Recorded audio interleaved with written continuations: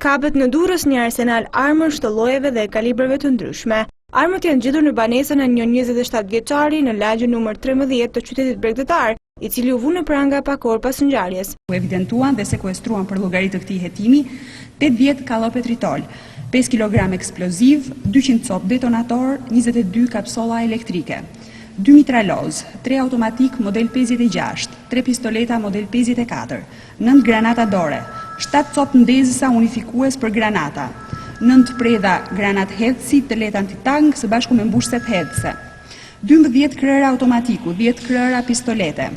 3 radiodore për distanca të shkurtra, rreth 4000 cop fishek të kalibrave dhe modeleve të ndryshëm, një sasi pjesësh të çmontuara armësh zjarri të llojeve dhe kalibrave të ndryshëm, një pikë etc. Ndërkohë policia njoftoi se një arsenal i dytë u kap në Hamallaj të Durrësit dhe zhvon në pranga 26 vjeçari Hajri Qyra. Arsenali me 5 metraloz të lehtë, 4 automatik, 3 pushk, 1 granatë hedhëse, 2 pistoleta, 15 arka me fishek dhe 1 granatë dore u gjet në bagazhin e një makine pa targa në banesën e 26 vjeçarit dhe sipas policisë sasia e armëve ka lidhje me arsenalin e sekuestruar në lagjen numër 13 të Durrësit.